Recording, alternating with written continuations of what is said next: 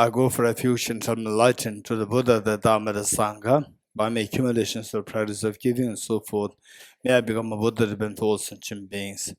I go for refuge and am enlightened to the Buddha, the Dharma, the Sangha. By my accumulations of practice of giving and so forth, may I become a Buddha to benefit all sentient beings. I go for refuge and am enlightened to the Buddha, the Dharma, the Sangha. By my accumulations of practice of giving and so forth, may I become a Buddha to benefit all sentient beings. Sanje Juda Zoge Chonam Chanju Bardo Dane Yapsu Chi Dage Jinso Gebe Sonam Dola Benjire Sanje Nubare Shu Sanje Juda Zoge Chonam Chanju Bardo Dane Yapsu Chi Dage Jinso Gebe Sonam Ge Dola Benjire Sanje Nubare Shu Sanje Juda Zoge Chonam Chanju Bardo Dane Yapsu Chi Dage Jinso Gebe Sonam Ge Dola Benjire Sanje Nubare Shu Om Ye Dharma Hetu Prabhavam Hetum Tesham Dathagato Hevatat Tesham Chayo Nirodha Evam Vati Mahashramanaye Swaha Om Ye Dharma Hetu Prabhava Hetum Tesham Dathagato Hevatat Tesham Chayo Nirodha Evam Vati Mahashramanaye Swaha Om Ye Dharma Hetu Prabhavam Hetum Tesham Dathagato Hevatat Tesham Chayo Nirodha Evam Bhati Mahashramanaye Swaha. All phenomena arise from causes. The causes are taught by the Tathagata. The cessation of causes as well is taught by the great seer. Okay, so the emptiness equals dependent origination. Dependent origination equals middle way. Therefore, emptiness equals middle way. This is what we learned. And also we learned the 5 pairs. Subjective is opposed to objective. Conventional as opposed to ultimate. Dependent as opposed to independent. Deceptive as opposed to truly existent. Relative as opposed to absolute. Okay. So now, what we do is that the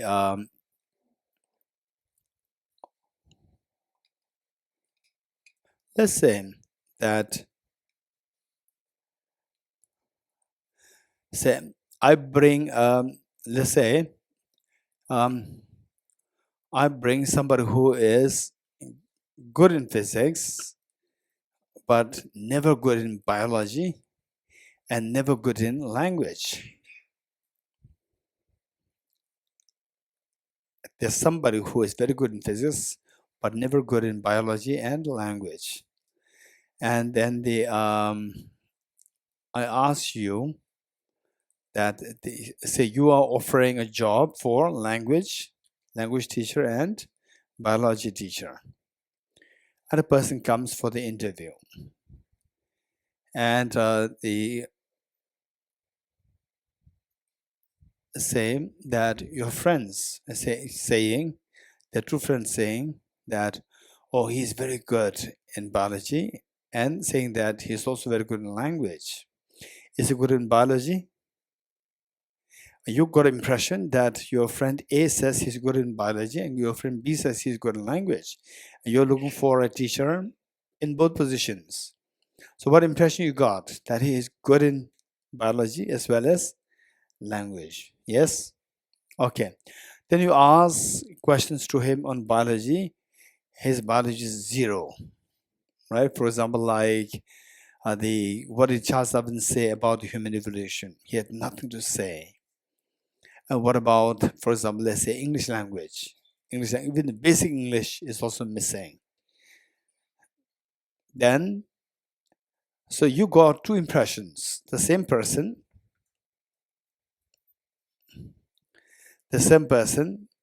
you got 2 impressions, that he is good in English from the person A, feedback, and that he is good in biology from person B's feedback. But you come to discover that he's neither good in biology and no good in English. So what is this person good at? Hey, tell me. Physics. Okay, good. Physics. You getting it? So impression that you got is wrong. Both the information are wrong. You thought that he's good in language? No. He's good in biology? No. So both are 0, 0. So what is this person good at? Physics. Could you follow me? If yes, raise hands. Or you are still in sleep. Right? Okay, good. Now my question to you is that, say okay, maybe better would be anybody who has a water bottle meaning plastic bottle, transparent bottle, yes. Oh, yes, smaller one. Okay, bigger one is fine. Yeah. Yes. Okay. Same that I ask you, what is this? Group A and Group B. You're getting it? And Group A, you're ordinary people. What is this? You will say this is water. Group B, I ask, what is this? And you say you are a physicist. You say this is electrons, protons, neutrons. You're getting it? Who's correct? Both correct. Okay, let's see. But look at this. Look at this object. I'm not going to call this water or the electrons, protons, neutrons. This object, how does the object appear to you? As objective real or as subjective real? How does it appear to you? Louder? Objectively real. Okay. If it does exist objectively, okay, it appears to be real. And what do you think? It exists objectively, subjectively? Just give me your own thoughts. Don't think that you're philosophers. Huh? And what do you think? First look at it,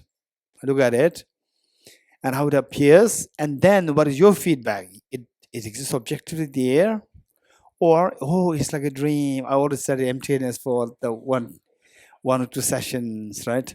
How does it appear to you? Object real. How do you apprehend it? Objectively or subject real? Object real. Okay. Now, if it does exist objectively, okay, if I call this person that he's good in biology, then how do you evaluate that person? Huh? How do you evaluate? Conduct interview, direct interview. Okay. Likewise, how do you evaluate if this object exists objectively or subjectively? How do you evaluate this? Raise your hands. No, my question, how do you evaluate? Okay, the Abhishekji?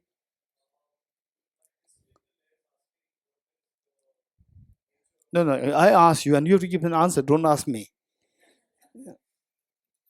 Okay, over there, Yoni. Huh? No, my question is, what you said is that this exists objectively. You're getting. Then my question to you is, how do you evaluate that your assessment of this object to be objectively real is correct or not correct? How do you evaluate that? Huh? Oh, you drink it. That's interesting. Then what? If you drink it, and by drinking, how does it evaluate that? Is objective or subjective? Oh, that's interesting. How many did it? How many checked that? You checked it like this by drinking it? One. Anyone else? I checked it like this so many times in the dream. Is it real water or not?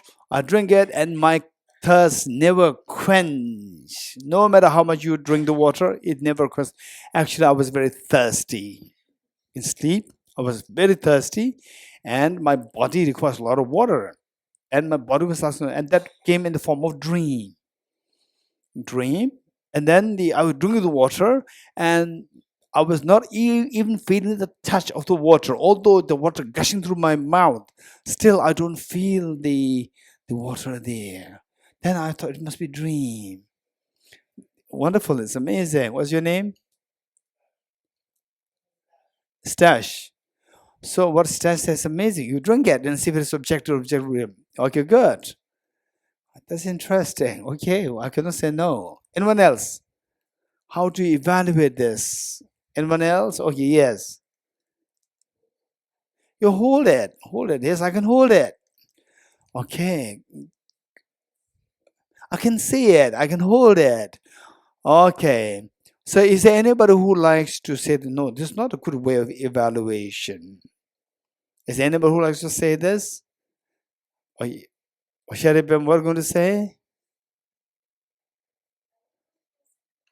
No. My question is, how do you evaluate? How do you say that drinking this will not be a good reason to say that, or what is that? Good evaluation to see if the water exists objectively or subjectively.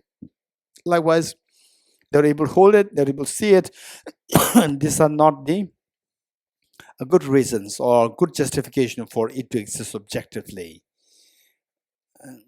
Over there. It may not be subject, like, blend. What Victoria? What Victoria said? No, this is not the question. Is objective, subjective. Okay. And the decisions lah.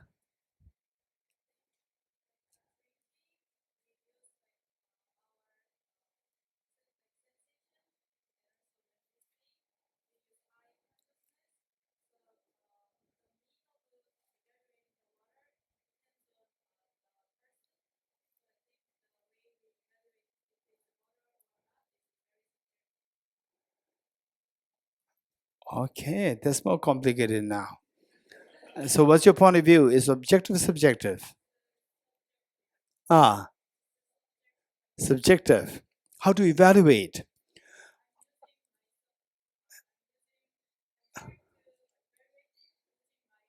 Okay, so Tenzin Shinzum is saying there's subjective. How to evaluate this is that you have to use a subject to say whether this is water, not water. Some people comment this is water. Some people comment this as no, it's electrons, protons, neutrons. So there are different comments coming up, which means these comments are coming on the basis of your subject. So this is purely subjective. Okay, this is a good way of saying this. Okay, now let's see. Drishti. How to evaluate that this exists objectively or subjectively?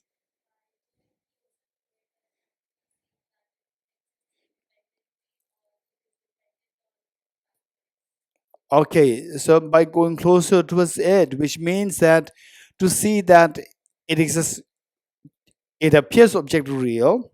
If it does exist objectively, you should go closer towards the object and see that. And going closer to the object, if it is not there, we conclude that what I'm seeing is not objectively real. You getting it? Okay, so this is what the Drishti and Sharibam are saying. Let me give you this simple example. You're getting it? These simple examples.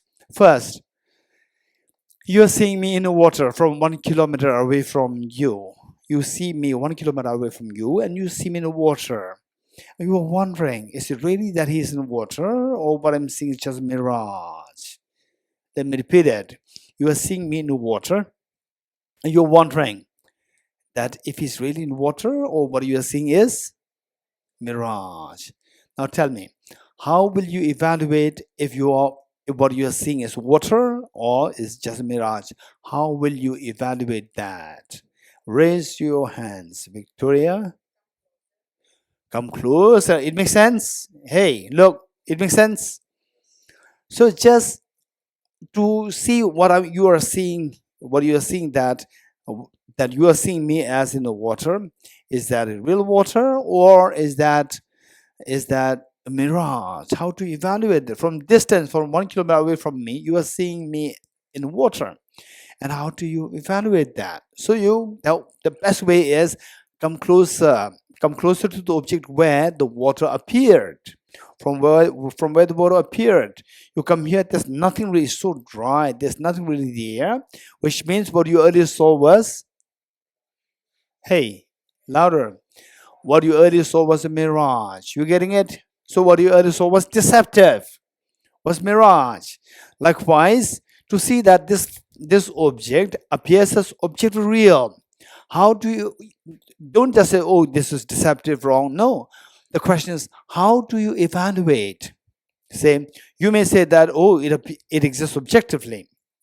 And Arya Nagarjuna is teaching us, no, it exists subjectively. But how do you know? So how do we evaluate what Arya Nagarjuna, what the Buddha taught, what Arya Nagarjuna explained is correct, or what our perception is correct? How do you evaluate that? For this, we have to go closer to this object. If you see that the object exists objectively, then you have to come closer to this object. You getting it? You agree? It doesn't make sense? If it makes sense, raise hands. Okay, good. If it makes sense, then you have to go closer to object. Going closer so this is the reasoning given by Arya Nagarjuna. Very simple reason, and you apply this to the emptiness concept. So Arya Nagarjuna in Precious Garland, Arya Nagarjuna taught, if the mirage were to be water, why not those close by the mirage see water? Let me repeat it. If the mirage were to be water, why not those close by the mirage see water? It's a very simple, obvious example. And then, but we never think about these things. So apply this to the ontological reality. Ontological reality means what's objectively there. Is that really objectively real or subjectively real? That is known as the ontological reality. So apply this to the ontological reality. So for this, what we have to do, we have to for this, what should we do? Hey, so we have to analyze to see whether it exists objectively or subjectively. How to evaluate this is by going closer to the object. Okay, now how do we go closer to the object? Anyone? How do we go closer to the object? Okay, Jimela. Okay, so what Jimela is saying is that the mind which go closer to the object, right? Can you give a little bit of explanation? What do you mean by ultimate analysis, or what should we be doing actually? Anyone else to help Jimela? Yes, Jimela.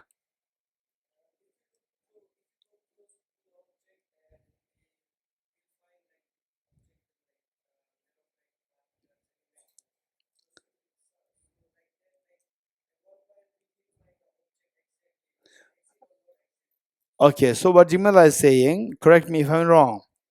What Jimala is saying that how do we go closer to the object is that look at this object, okay, group A, group B. Group A, you look at this through your naked eyes. What is this? Flat water. And group B, you look at through your electron microscope. What is this? Pool of atoms. Pool of atoms. And none of the atoms are water. I'm sure everybody knows that, right? None of the atom, no atom is a water molecule. Water molecule means should be minimum three atoms combined together. 2 hydrogen, 1 oxygen, minimum. This is required. You agree in this sense? Good. So which means that on the level of the pool, on the level of the atoms, there's no water there. You getting it? Group A, you said this is water. Group B, you said this says bunch of atoms or the pool of atoms. Okay. Now, which of the two perception is closer to the object? Naked eyes or the electron microscope? Hey, group A, which is closer towards which sees the object more closely? Naked eyes or the electron microscope? Electron microscope. Okay, group B. Very good. So we see that Arya Nagarjuna advised us, and then Victoria advised us that if you want to see, if you want to evaluate if the object exists objectively or subjectively, what should we do? Go closer to the object. You are getting it? Okay, go closer to the object. So going closer to the object, we see that one is naked eyes and one is the electron microscope. So electron microscope can go closer to the object, more close than the naked eyes. You agree? All of you agree? Good. Okay. Now the question is, okay, now don't forget the basic, the basic framework that we have created, that if it does exist objectively, we should go closer to the object to see if it does exist there on the object. Okay. So for that, what should go closer to the object? The subject should go closer to the object. Yes? Your mind should go closer to the object. And from the two options, your naked eyes and the electron microscope, we see that of the two mind which uses the electron microscope, that is closer to the object. Okay, now my question to you is, Group A, what is this? Water. Group B, what is this? No water. Just electrons, protons, neutrons. No water. Okay, who's correct? Whose perception is correct? Both are correct. So let's say that when you see this as water, you see this as something drinkable, which can quench your thirst. And when you see this as electrons, protons, neutrons, then it does not have the capacity to quench your thirst. You getting it? Just electrons, protons, neutrons. It doesn't have the capacity to quench your thirst. So now with this, we see that the two perceptions. So you said this water on the basis of your perception. You agree, Group A? You said this water because on the basis of your perception. Yes? Hey, yes, raise hands. Yes. Okay. Like what Atin Shinzumla said. You said this water on the you made the judgment of this object to be water on the basis of your own perception. Right?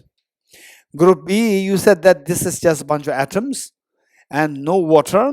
That's also on the basis of your own judged on the basis of your own perception. Yes? Group B, hey. Okay, good. So Yango son has he speaks the loudest. Thank you. I know. Okay. So now the two perceptions, they are subject of the object. Two perceptions per se is subject of the object. Purely subject. You're getting it? I'm not asking what is your subjective view. I'm asking what is this object. You're getting it? I'm not asking your subjective view. You gave the view that this water on the basis of your subjective view, right? Because it appears to me, to my naked eyes, it appears water. That's it. And from Group B, what is this? No water is a bunch of electrons, protons, neutrons. It's again the basis of your subjective view. You're getting it? I'm not asking your subjective view. I'm asking what's the ontological reality. What is really this object? Okay. Now to make it clean, okay, you have to follow these steps. Now to make clean, my question is, I'm not interested in your subjective view. I'm interested in what is this? What is objective reality? Objective, what is there? This is my question. You're getting it? Because the basic framework is that we want to know if this object exists objectively or not. Yes, no. Hey, am I speaking too fast? Or it's okay? Then you have to say yes, no. What yes?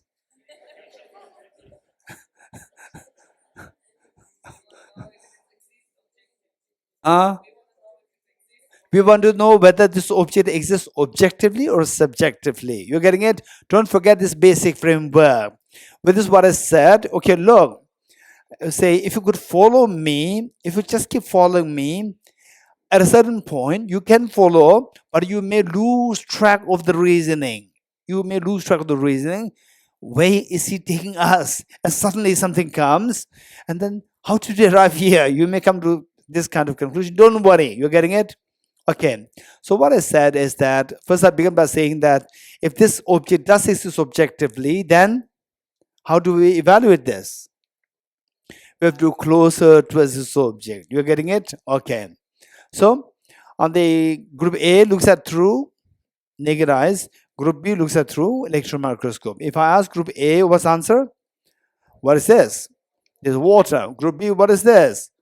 No water. Electrons, protons, neutrons, or they say the bunch of atoms or pool of atoms. Okay, these two are very different perceptions. Do you agree or not agree? These two are very different perceptions. Water is just fluid.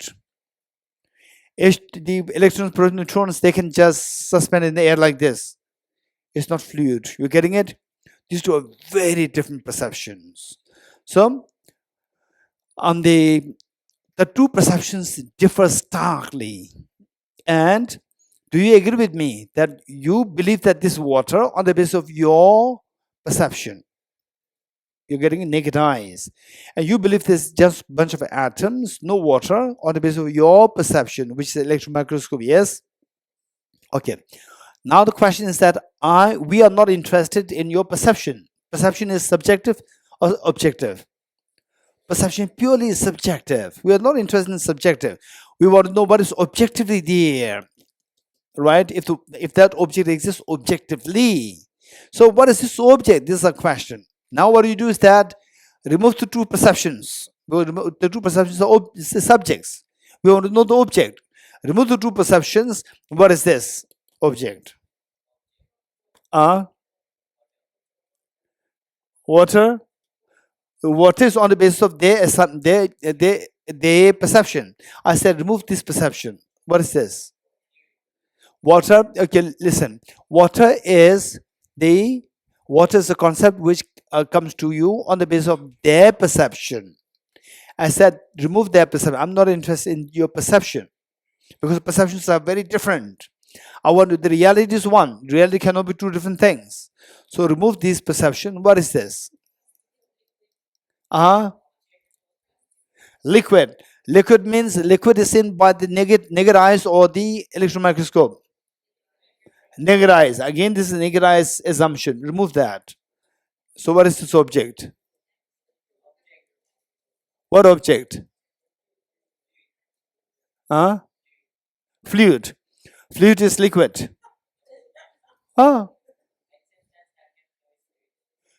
Fluid, right? What is the difference between fluid and the gas? What's that difference? Is there a difference or no? Is there a difference between fluid and the gas? There's a gas. There's a difference. You're getting it? Solid, fluid, and gas. Solid, liquid, and gas. What no? This is what I'm saying. Gas also fluid. Who's your teacher? Right? Don't bring embarrassment to your teacher. Right? But you are thinking. This is very good. You're thinking. This thinking is so precious. This thinking. You're getting it? With your thinking, you'll keep growing. Okay, good. So, if you remove these subjects, what is this object? Plastic bottle? No, I'm not asking the plastic bottle. What's inside? Moving. Or something that is moving is also on the basis of your perceptions. You're getting it? What is there? Okay, this is a very serious question. You're getting it?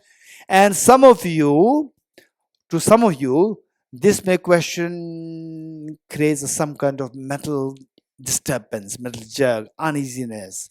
If the uneasiness does come, you are very meritorious. If the uneasiness does come, what is really there? If the two perceptions are not there, what is really there, right? If the uneasiness comes, you are very meritorious.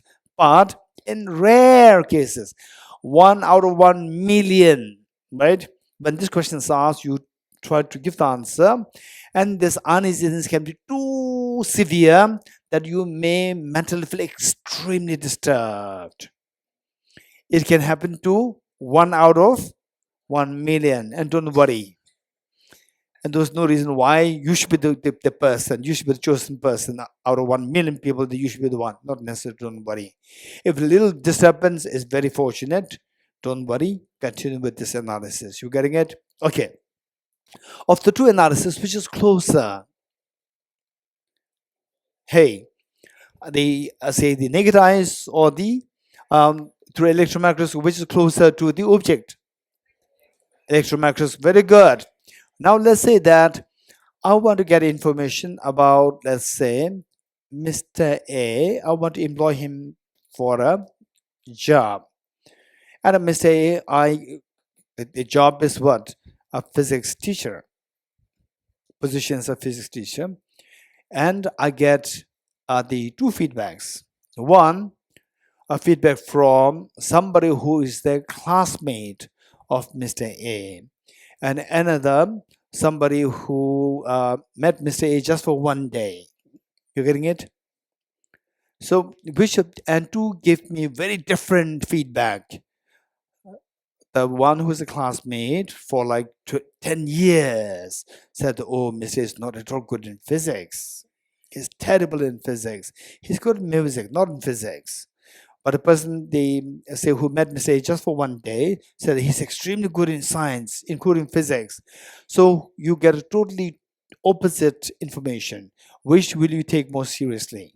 Whose present? Whose assessment is ultimate? Which of the two assessments are ultimate? Dr. La?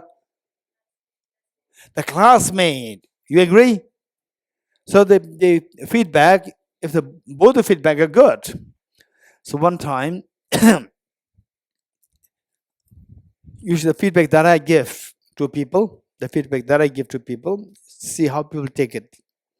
One time, there was one monk who asked me to please recommend my name for a job in a library, and I recommended his name, and I know the monk so well, and it's very trustworthy. I gave very strong recommendation, and the director, there was another member who also knows me so well, already working there, and the director told the other person who I know so well, said that, okay, so this monk is going to be appointed for this position.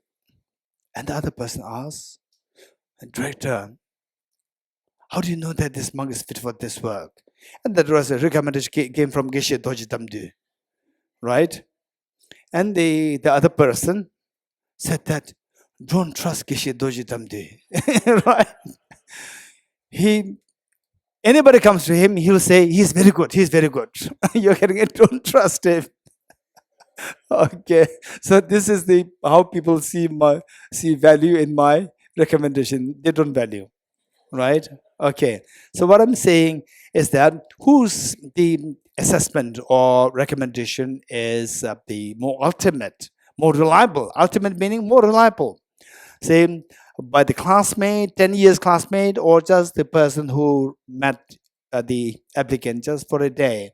Whose feedback is more reliable? Tell me. 10 years classmate.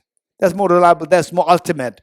So of the two analysis, two minds, naked eyes and the electron microscope, of the two, one knows the object more closely. So the 10 years classmate knows the person more closely. That is known as that description is more ultimate, more reliable, more ultimate than the 1 day knowledge of the awareness of the knowledge of the person.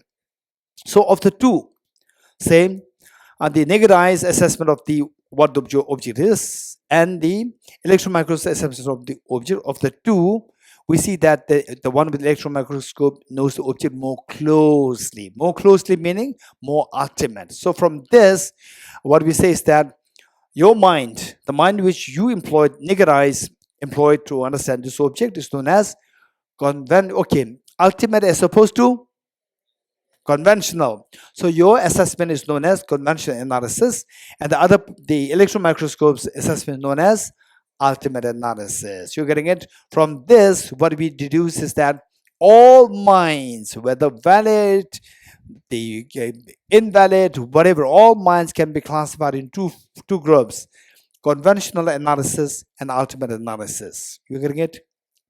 So the mind which looks at the object very closely is known as ultimate analysis. The mind which looks at the object from distance is known as, hey, conventional analysis. You're getting it? Okay. Now let's say that do you hear the fan moving? Sound of a fan, right? So that mind which knows that the fan is moving, this is ultimate analysis or conventional analysis? Conventional analysis. Very good. Okay. So we see that your mind either it falls in the category of the ultimate analysis or falls in the category of conventional analysis. Now, in a loose sense, object found by the conventional analysis known as conventional truth. Object found by the, hey, group A. Object found by the conventional analysis is known as conventional truth. And group B. Object, when I say group B, group A don't go for holiday. You're getting it? You pay attention. What is your answer? Whether they give the correct answer or not. So group B. Object found by the ultimate analysis known as ultimate truth. Okay. Now let's say in a loose sense, and later on we will fine tune that. So first we need to create the structure. Now the same object that I'm looking at it, I'm not giving any comment from my side. I'm not saying this is water. I'm not saying there's no water. You getting it? Okay. Group A. What is this? Group A. What is this? Water. So this water is seen by which of the two analysis? Conventional analysis. So therefore the water is conventional truth. Group B. What is this? No water or electrons, protons, neutrons. What about water? No water. You getting it? Right? Do you understand it? When you see this on the atomic level, you don't see water. No water. Okay. So because that they see no water, so no water with respect to the ultimate analysis is ultimate truth of the object. You're getting it? So how do you say this? What do you see here, group B? No water. So no water is just not no water is not water with respect to ultimate analysis. This is very different. Oh, there's no water. Is correct or not correct? There's no water in it. Huh? Is correct or not correct? Technically speaking, okay. Yes. Who said it? Good. Bhumika. Yes. Okay. So water, no water. How many you had dinner? How many had lunch? Group A, you saw lunch. 3 electron markers, no lunch. Hey, group A, what happened? Lunch, no lunch. No lunch. And you said, yeah, I had lunch. Okay. So what I'm saying here is that if you say there's no lunch, it goes against the conventional world. You're getting it? It goes against conventional world. So when we say lunch, no lunch, these are all according to, okay, there's lunch, no lunch decided by ultimate analysis, conventional analysis. Conventional analysis. Lunch, no lunch, this group cannot decide. Who can decide? Conventional analysis can decide. You're getting it? So water, no water, okay. In this, is there water? No water. No water. Who will decide? Group B or Group A? Group A can decide it. You are getting, because no water is a conventional truth. It's not ultimate truth. You're getting it? Now, when they say that what is this? They say no water. Group B says there's no water. The no water is correct or not correct? Huh? No water is not correct. But they say no water. So you have to say no water with respect to ultimate analysis. No water with respect to ultimate analysis and no water in general. These two are very different. No water in general is decided by you, Group A. No water here. No water. This is no water. Now, they say no water is still very different. They say there's no water, it's just electrons, protons, neutrons. That no water should be described as no water with respect to ultimate analysis. No water with respect to ultimate analysis equals empty of objective existence of the water. No water with respect to ultimate analysis is equivalent to water being empty of objective existence. Why? Because if there is objective existence, who should see that? Ultimate convention analysis, ultimate analysis. Okay, louder, raise hands. If the water does exist objectively, who should see that? Ultimate analysis or convention analysis? Raise hand. Raise your hand. Raise your hands. Oh, only 3 hands, 4 hands. Okay, Pamela. If the water exists objectively, which mind should see that? Ultimate analysis or convention analysis? Convention analysis, raise your hand. Ultimate analysis, raise hands. Okay, now it's split into 2. How should I decide now? By the way, what is my question? What's my question? Raise hands. What was my question? Yes. If the water does exist objectively, who should see that? Which mind should see that? Ultimate analysis or conventional analysis? If the water exists objectively. Okay, conventional analysis, raise hands. Okay, now those who said conventional analysis and those who said ultimate analysis, you listen to me very clearly. If the water exists objectively, which mind should see that? The mind which is closer to its object or further away from the object? Listen, first think. Don't just, I said the conventional analysis, so therefore it should be further away. Don't say this. Think. I'm taking you closer towards the real understanding. If the water does exist objectively, which of the 2 minds should see that? The mind which sees the object more closely or which sees the object more from further away? Closely. What is that mind known as? The mind which sees the object more closely. Ultimate analysis, conventional analysis. Okay, now my question to you. If the water does exist objectively, which of the 2 analysis should see that? Okay, this should be seen by conventional analysis. Raise hands. Good, I'm glad. No hands coming up. If the water does exist objectively, it should be seen by ultimate analysis. Raise your hands. Good. Okay, now the number of hands increase. This young boy? Good. Okay. So the point is that if the water does exist objectively, it should be seen by the ultimate analysis. Don't forget it. You're getting it? Okay, so therefore, if the ultimate analysis says there's no water, means what? That there's no objective water, because this mind is not interested to see whether there's water or no water. It's only interested to see whether the water exists objectively or no objectively. You're getting it? Let me repeat it. This is very important. You're getting it? And if possible, what I'm saying this is, seems like the little symbol, but when you leave this hall, if somebody would tell you, do you understand what he said? Yes, please tell me what he said. Then your mind can go blank. You're getting it? Okay. One time I was teaching on emptiness, and I said everything exists conventionally. Nothing exists ultimately. You're getting it? Everything exists conventionally. Nothing exists ultimately. Imagine that this is a hall. Imagine this hall is the hall of conventional reality, and the moment you cross conventional reality, you go into the ultimate. You go into the ultimate domain. And because everything exists conventional means everything exists in this hall. What is outside this hall? Nothing is there, because ultimately nothing is there. You getting it? I said it. So why I'm sharing this with you is that you may think that you're getting something now. You're getting it? If you don't pay close attention, that later on you think that you get something and you try to reproduce, you cannot reproduce anything. It can go blank.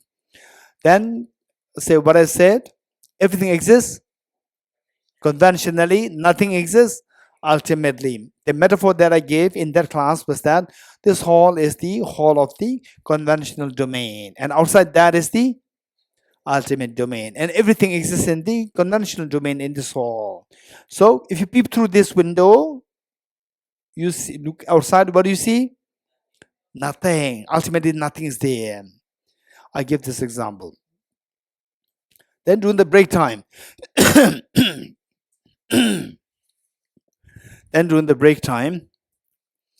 one lady, one of the participants, came dashing towards me.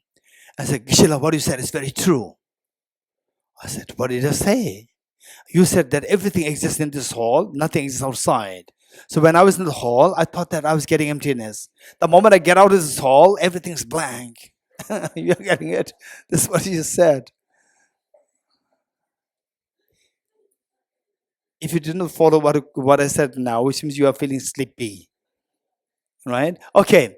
So what I'm saying is that everything exists conventionally, nothing exists ultimately. You're getting it? So ultimate existence and objective existence, these two mean the same. If something does exist ultimately, which of the two minds should see? Ultimate analysis or conventional analysis? Ultimate analysis. If something does exist objectively, which mind should see that? Ultimate analysis, conventional analysis? Ultimate analysis. Very good. Okay. So having said this, what we said is that the object seen by the conventional analysis is conventional truth. Object seen by the ultimate analysis is ultimate truth. So when the ultimate analysis says that there's no water, does it mean there's no water? It means what? Raise your hand, raise your hand, raise your hand, raise your hand. Okay, Sumanji.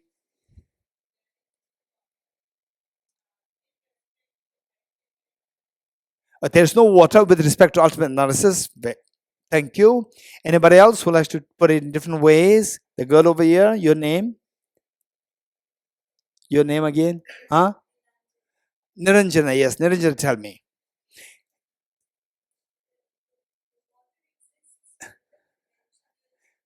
No. My question is, if the ultimate analysis says that there's no water, what does it mean? Does it mean that there's no water, or what does it mean? It means that the water does not exist ultimately. Very good. Or the water does not exist. Or the water does not exist objectively. You're getting it? Okay. And what this boy said, that it does not exist objectively, means it exists subjectively. That's correct. But there's a subtle nuance there. You're getting it? There's a mind which can see that the water does not exist objectively, but it does not see that the water exists subjectively. For us, this was same. Yes? For example, say if this flower is next to Alexei. Alexei, raise your hand. Okay. If this flower is close to Alexei, and I rush there and take this flower, said that, oh, this is my flower.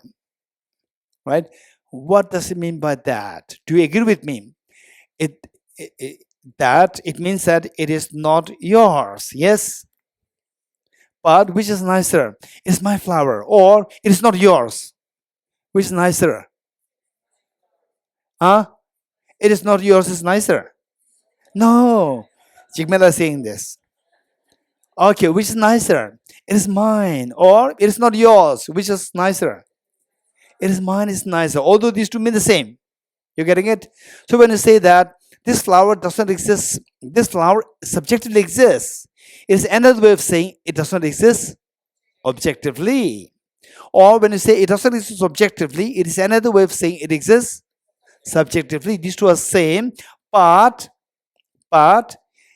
in your group discussion, you can discuss that the mind. So for us, these two mean the same, but for your mind, ultimate analysis does not see the flower to exist subjectively. You're getting it? It only sees the flower as empty of objective existence. Although Empty of objective existence and subjective existence, these two are synonymous, but the ultimate analysis only see the flower to be empty of objective existence, and it does not see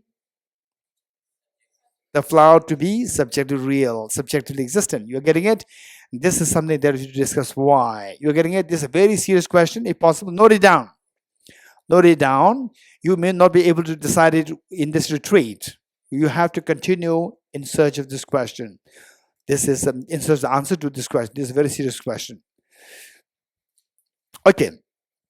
So, let us see that all our emotions like anger, attachment, craving, fear, jealousy, and so forth, they are all on the basis of how you perceive the object. You getting it? This is extremely important. This is how the wisdom of emptiness, you come to get confidence that the wisdom of emptiness is the liberating path. You're getting it? Say that, do you agree with me that sometimes you're going to meet person A, or you are joining a job newly, as a fresher, and then there are person, you know that in your job there are person A, B, C, D, E, F, G, H, like hundreds of staff there, and you get feedback from somebody that person A is not really good. It's not good. It's not really good. Be careful, right? This information that you got like several times from somebody, and then when you go there, what do you think? How do you think the person A will appear to you? As a nice or not nice?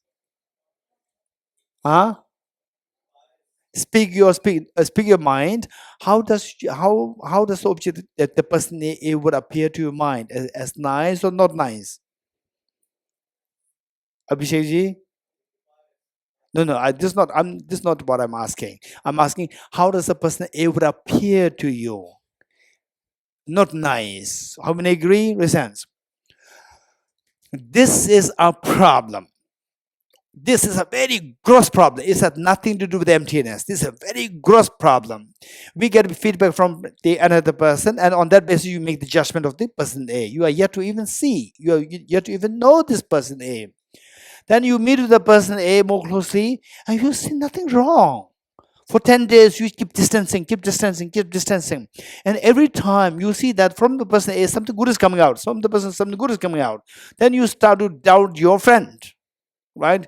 And later on, you come to discover that person is so good that your friend was actually a competitor of your person A. The person A. You have got this is how oftentimes many good people can suffer, being judged by others wrongly. You're getting it? Okay, having said this, let's say that okay. So with this, our emotions all relate to the perceptions, because what is this object? If you remove the perception, if you remove the conventional analysis, remove this, what is this? Is it water? Water makes no sense if the mind seeing this water, which is conventional analysis, ultimate analysis. Hey, what happened? You are dazed. Hey, the mind will see this water. Who said yes, it's water, objective water? Who said it? Conventional analysis said it. Conventional analysis is a perspective. It's just a perception. Remove this perception. What is this? It doesn't make any sense as water. Yes, no, yes. Huh? Yes, you cannot say this water. Water makes no sense. Water makes no sense. What is this? Hey. Huh? Peace. Peace, right? Okay, peace. So what is this? Two pieces. One piece, one piece. Why are you laughing? Yes, there are two pieces. Two pieces. When you say this, what is this? When you say this is a piece. What is this? This is two pieces. No, it doesn't make any sense. You're getting it? So, if those people who create the convention that this is peace, but I'm just wondering, when this sign becomes a sign of peace. Any date? Anyone? Ah, 1960s. Are you sure? Any idea? Oh yes, Professor Manjuriji. Yes, so Professor Manjuriji, professor of anthropology. Right? Okay, so it comes from Second World War. You're getting it? This gesture. Please say more. Very important.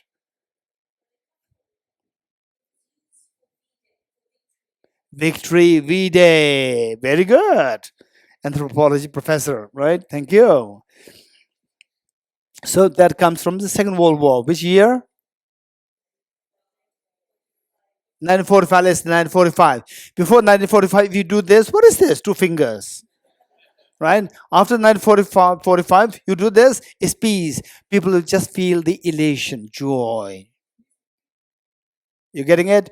Okay. So this is known as convention. It's all this. It's just a perception that this is peace. It means peace. It's just a creation of perception. So on the object, there's nothing as peace or no peace. If from the object there's a peace, then the four fingers come out. It should be two pieces, right? Okay. So with this, what I'm saying is that our emotions say if there's some kind of conflicts happening, and then somebody says like this, right? You feel at ease. Okay, now the person's not going to fight with me. There's going to be peace there. So this, you create a perception. From the perception, then your emotions arise: joy, sadness, anger, attachment, compassion. All these things arise on the basis of the perception. You're getting it? Okay. So say when you see this water, and what is decided by the convention analysis, on that the convention analysis purely a subjective mind.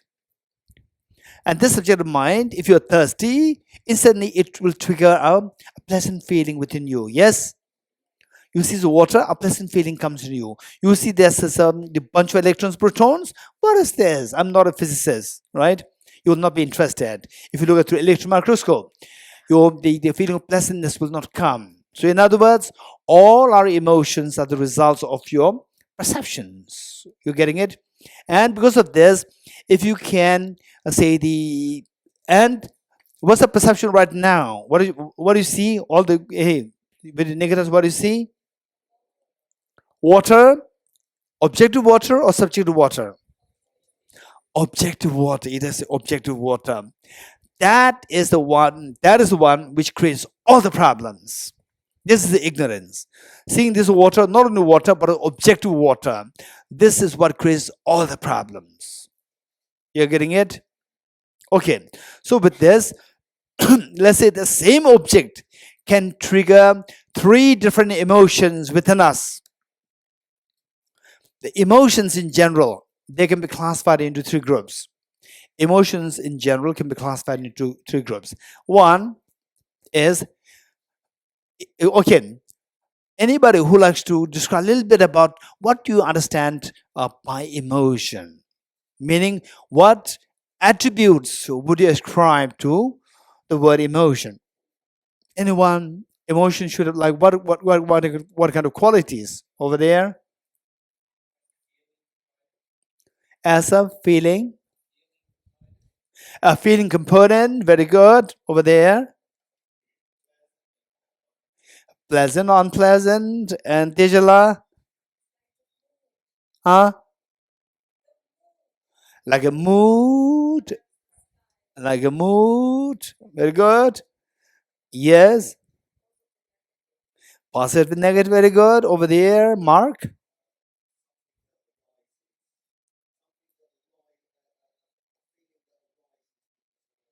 Feeling that arises. Okay, feeling that arises because of another factor. Very good. Anyone else? Yes. Dinshonsamla. Something changes constantly. Very good description. Anyone else? Yes. Vinodiji.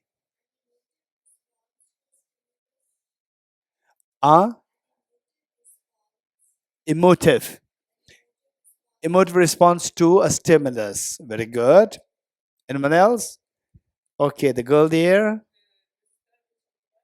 Disturbance, compassion, compassion, compassion.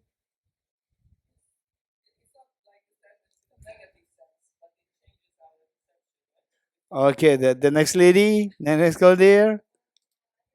Huh? Is one of the five aggregates. Okay. Anyone else? Dr. La?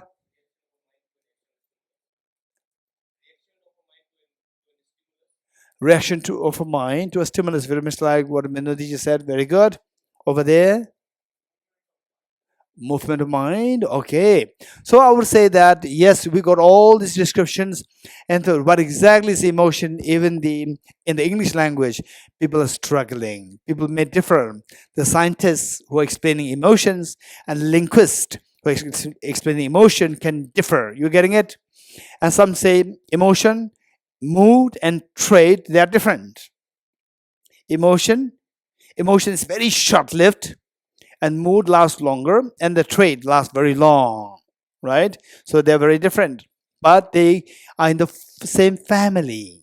This is what the scientists will explain, but the linguists, how they explain, would be very different. Let's not worry about it.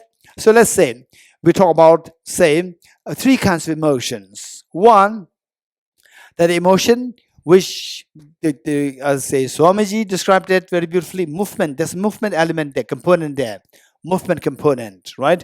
But simply because it moves doesn't mean it's emotion, but emotion should have this movement component. So compassion means that, say, you feel you this. Do you would you describe compassion as some kind of movement in your mind? Compassion, my mind moved towards this poor child or the poor animal and so forth, right? Okay. Likewise, let's say compassion, jealousy, right? Very disturbed, the movement, right? Anger, very disturbed movement, aggressive movement.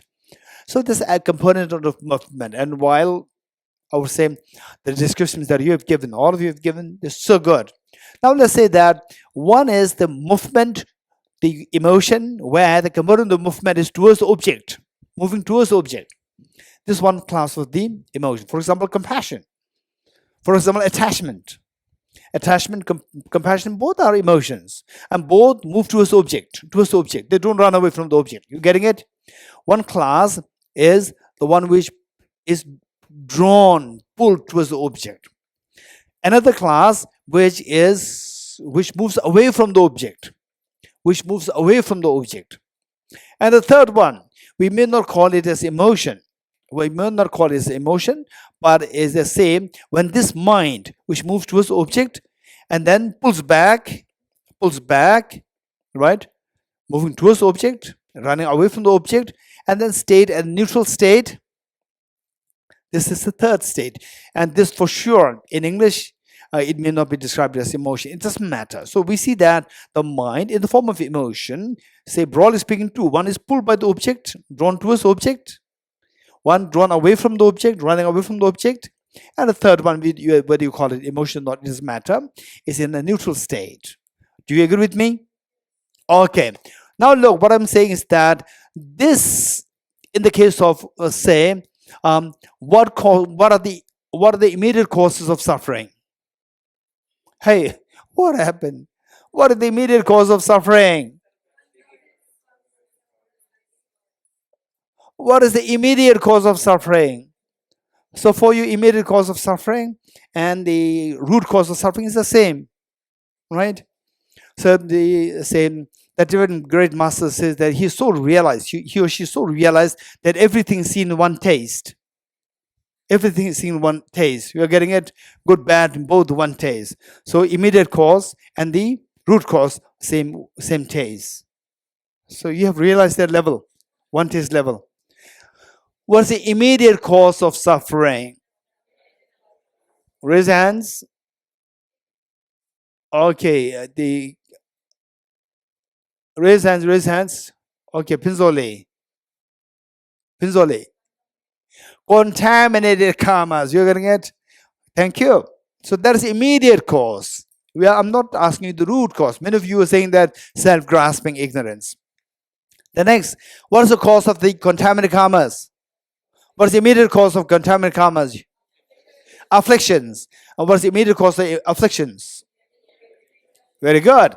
So affliction here, one thing that I like to qualify is that, okay, we learned 5 points in line with ye dharma hetu prabhava hetum tesham tathagato hyavatan. All these phenomena arise from the causes, and causes are taught by the Tathagata. The Buddha taught what these causes are. So, what are the causes which the cause of the suffering the Buddha taught? This is summarized by Aranyagārjuna. In the verse, what is that verse? Anyone who can say this by heart? See, Ajasala. Ceasing of karma's afflictions, nirvana. Karma's afflictions arise from conceptualization of inappropriate attention, which in turn arises from the elaboration of self-grasping ignorance, and the elaboration ceases through the wisdom of emptiness. Very good. Thank you. Okay, so these points, they are not too many. We can just memorize them. Memorize them. And if you don't memorize them, later on, it can become a huge, massive material. So you may not be able to catch up. So while they are, you are just meeting with these materials in small chunks, just try to learn them. Good. Thank you. So what we learned is that the contaminated karmas are the physical, verbal, mental actions. These are driven by the afflictions. Okay, so miseries are driven by the contaminated karmas. Contaminated karmas are driven by the afflictions. Afflictions are driven by inappropriate attention, which in turn arises from self-grasping ignorance or the elaboration of self-grasping. So there are 4 causes, and the final result is the misery. Of the 4, keep in mind, I'm going into all these details every now and then. Details. So what we said is the first one is contaminated karmas. All the remaining 3 are afflictions. All the remaining 3 afflictions, not only number 3. Number 1, 2, 3, all are afflictions. But why the number 3 is referred to as affliction separately is to indicate the gross affliction. You're getting it? This gross affliction and the inappropriate attention and self-grasping ignorance, these 2 are the subtle afflictions. You're getting it? So when you say karmas, afflictions, and in the form of 4 causes, the third one, affliction, that is gross affliction. Otherwise, inappropriate attention, self-grasping, they are all afflictions. So in simple terms, what you can say is suffering is a result of contaminated karmas and afflictions. You can say like this.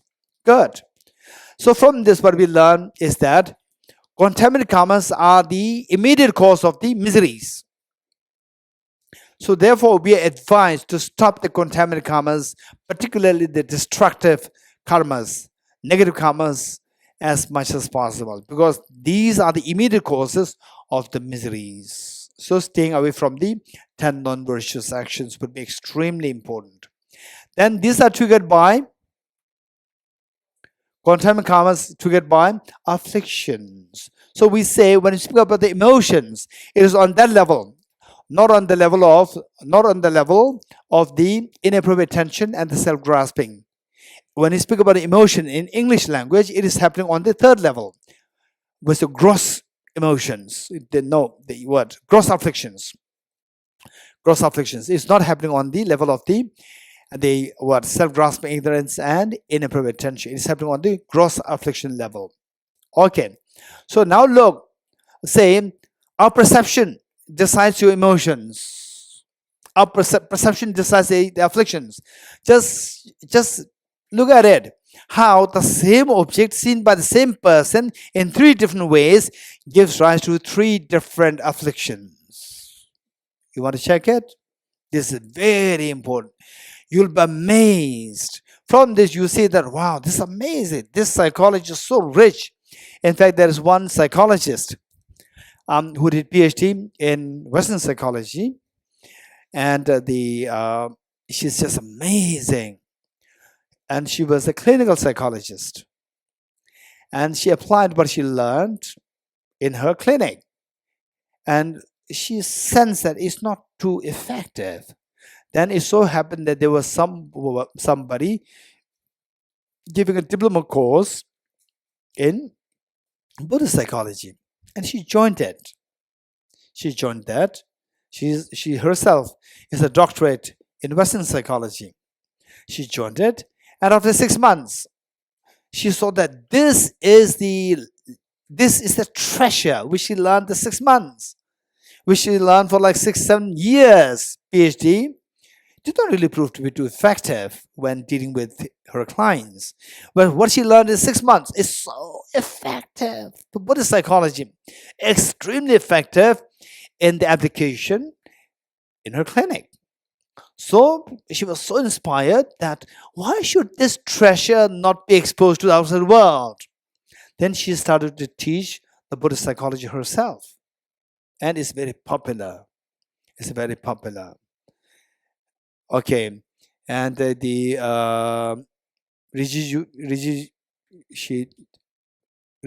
know that? You know who I'm talking about?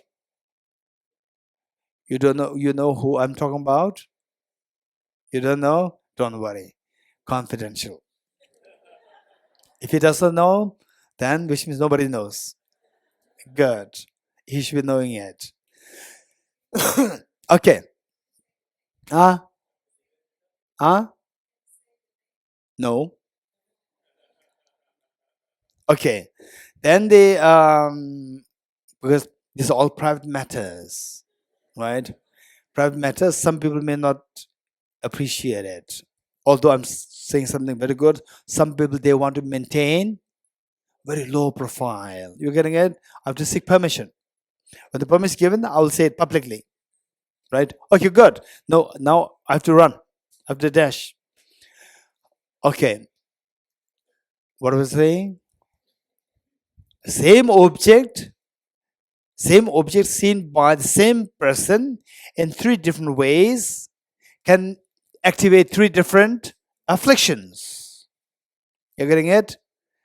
There's amazing treasure of knowledge, amazing wisdom from the past, what the Buddha taught, then what none of the masters explained. That's amazing. Okay, let's say that how many you like flowers? Raise hands. How many like flowers? Raise hands.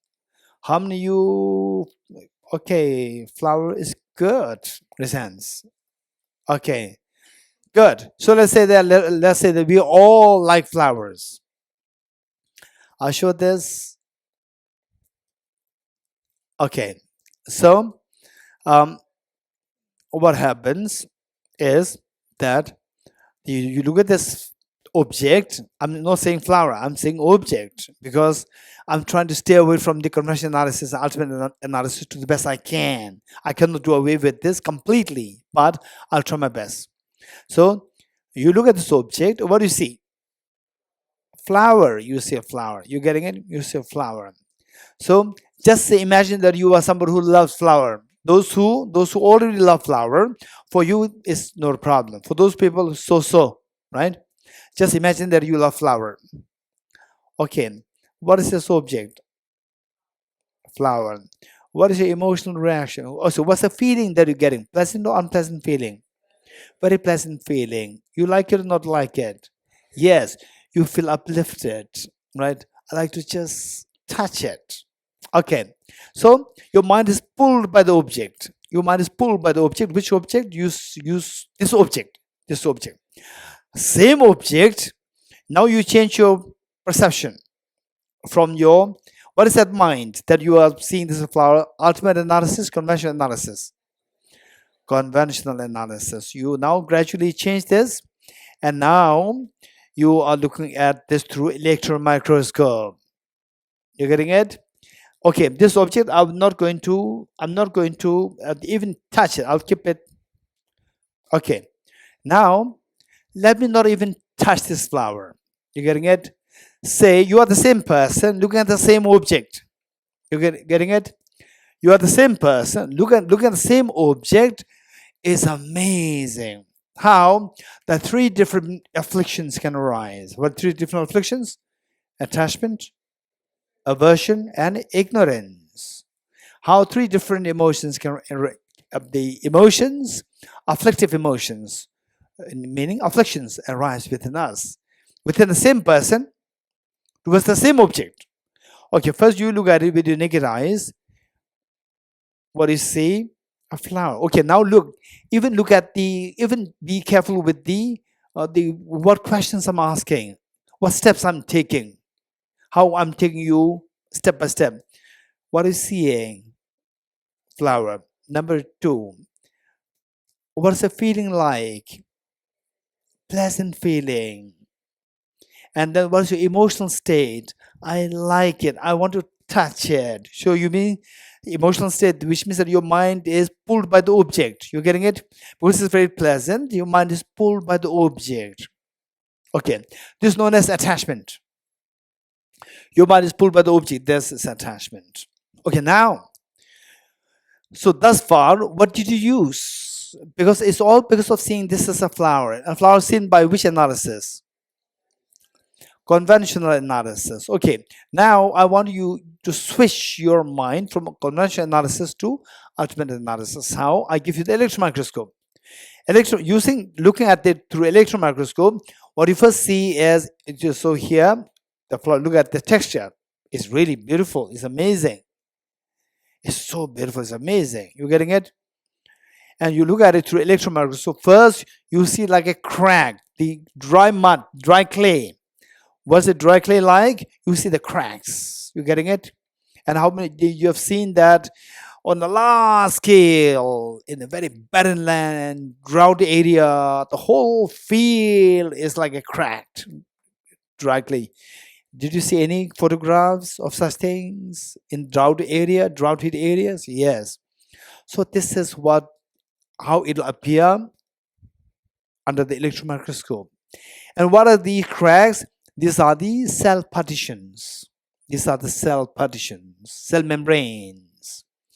Then you further fine tune the electron microscope, you start to see the nucleus, the cells prominently, and particularly you see the nucleus inside. The nucleus, cell membrane, and the cytoplasm, the nucleus inside. Through further fine tuning this, in the nucleus you see the chromosomes. You're getting it? You'll see the chromosomes. And what are chromosomes like? Chromosomes like the striped brownish streak structure like, snake structure like, brownish striped streak structure like.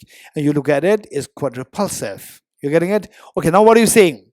You are seeing the brownish snake structure like chromosomes. What is your feeling? Little uneasy, unpleasant feeling. What's your emotional state? It pushes me. Right? It pushes me. You agree what I'm saying? Right? And this you must watch. I'll tell you later how to watch it. You must watch it. So there's a push happening. When you see on the chromosome level, there's a push happening. Emotional push is happening. This is aversion. Aversion. Same object. With a change of perception, aversion arises. Then you further fine tune this, you see the DNA molecules. Even the chromosomes are made of DNA molecules. Through further fine tuning, you start to see the atoms. From there you can keep going, not too much. As of now, we only can see even the electrons, we don't really see, we infer the electrons. But atoms, it says that we can see the atoms. And we can see the nucleus of the atoms. Okay, so we can stop there. When you see the atoms, what is your feeling? Pleasant? Unpleasant? No, not pleasant, not unpleasant. It's neutral. So with neutral, what happens? Ignorance continues. The first uses a flower. What's the feeling? Look, flower, perception, flower. What do you see? What feeling? Pleasant feeling. What is your emotional state? You like it.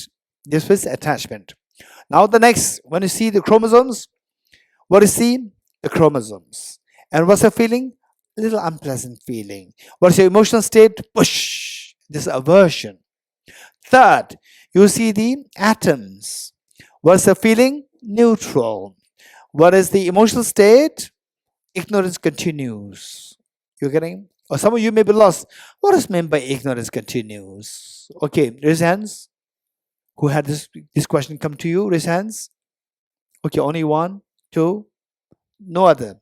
Three. Okay, if the question does come to your mind, just listen, raise hand. What does mean by the ignorance continues? Why ignorance? Raise hands. Okay, good. Let me explain this to you. What is happening, say, in these? Just say, do you agree with me that you can have a dream? A dream. Tomorrow we have one day before the Nalanda visit. We have one day. Okay, 3 sessions. In fact, I'm keen that I like to do Bodhicitta, start Bodhicitta. So a little bit emptiness, a little Bodhicitta. And okay.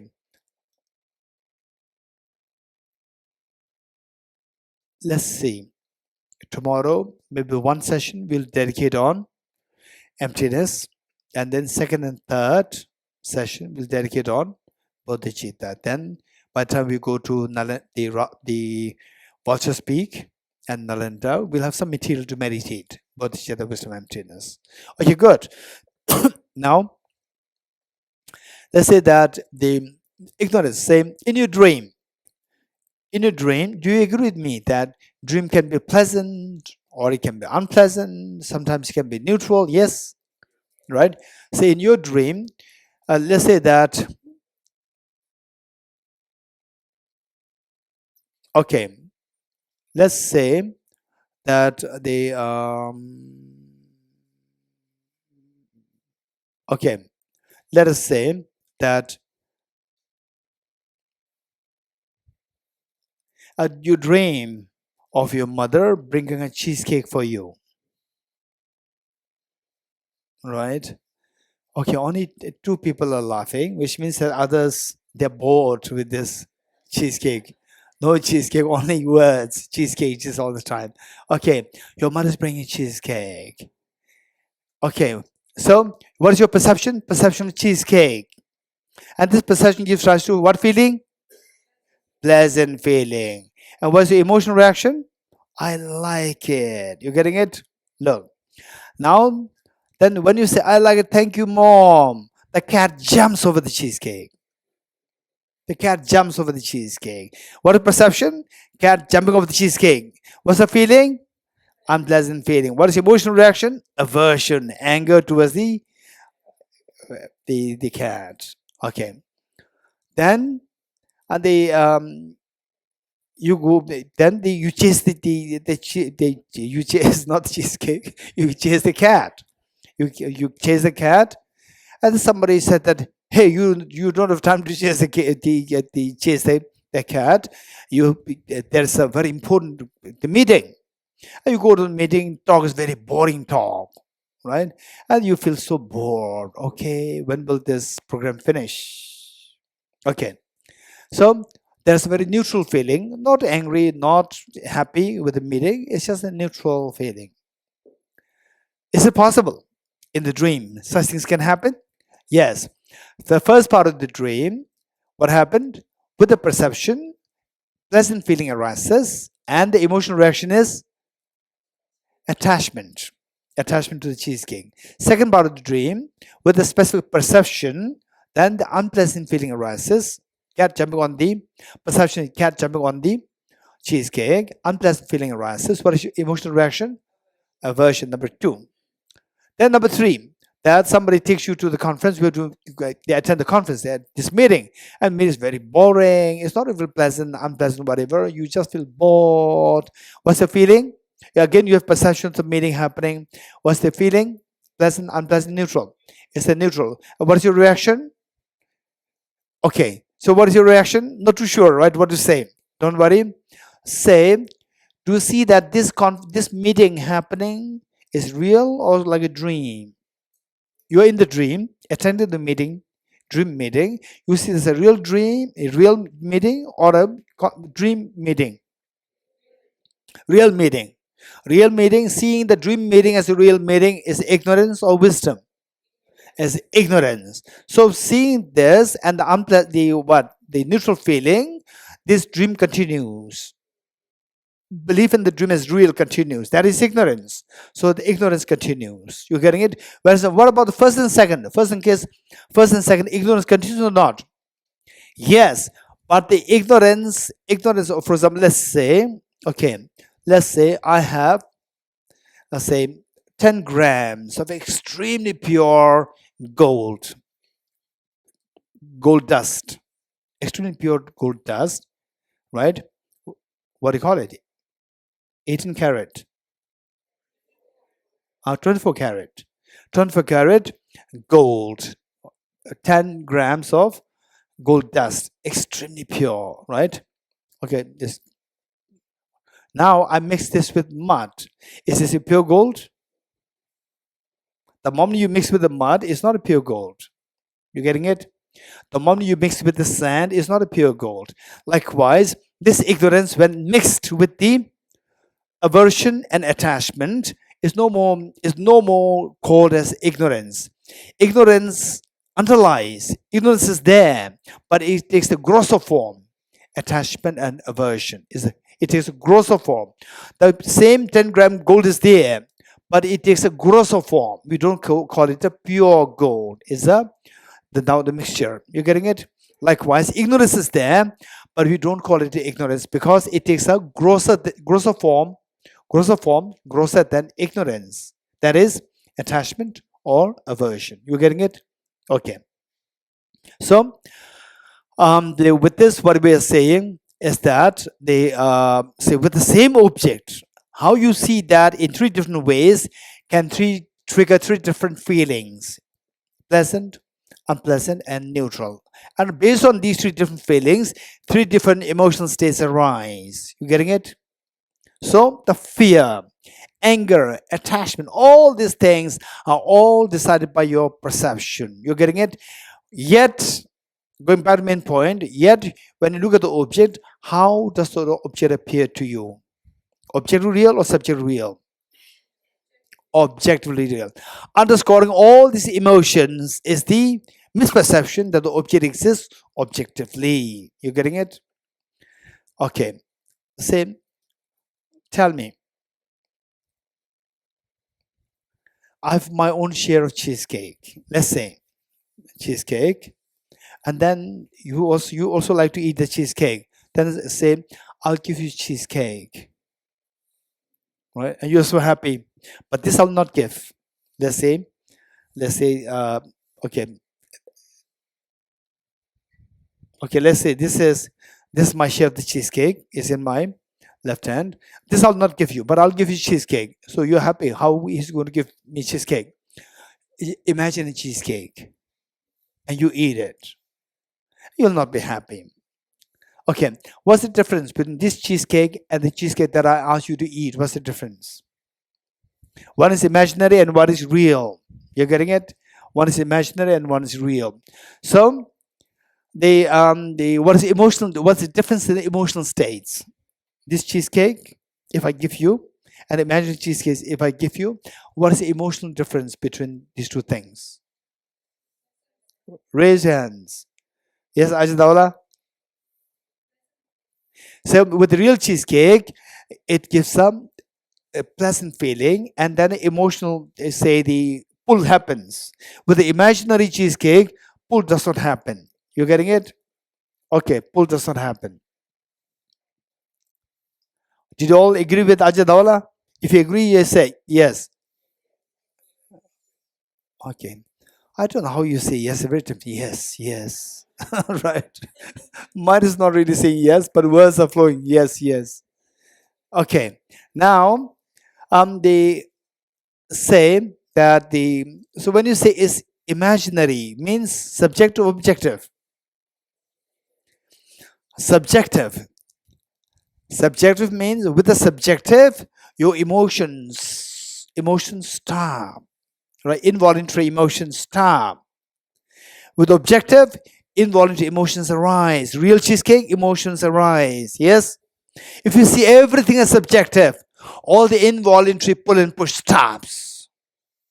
If you see everything as subjective, then what happens? All the involuntary pull and push stops. What is involuntary pull? Hey, what is involuntary pull? Attachment. What is involuntary push? Aversion. All the attachment aversion stops. If you see that everything is subjective coming from your mind, the next question is, how do we know that everything is subjective? How do you know that everything is subjective? You're getting it? This is so important. And this is something which even the two teachers of Buddha, Acharya Alarkalam and Acharya Udreka, both of them failed to see this. Although they made experience extremely refined, they could not escape from samsara because of this problem. They could not find this treasure. Which treasure? To see everything as empty of objective existence, to see everything as subjectively real. How do we know that everything is subjectively real? This is the next question. You getting it? We'll stop here. Eyata Om Gate Gate Paragate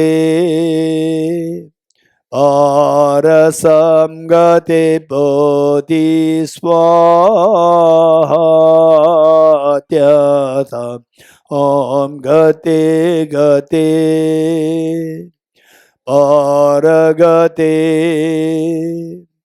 Arasamgate Bodhiswatyata Om Gate Gate Paragate Arasamgate Bodhiswaha. We do the end direction prayer, page 52. I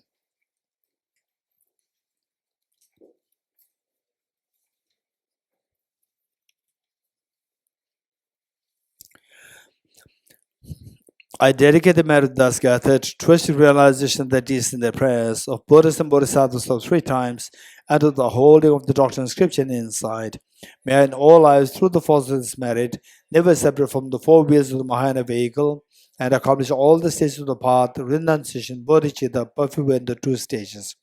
From my 2 collections, vast space that I've amassed, from working with effort in this practice for a great length of time, may I become the chief leading Buddha for all those whose minds wisdom eyes planted with ignorance. 3 prostrations together.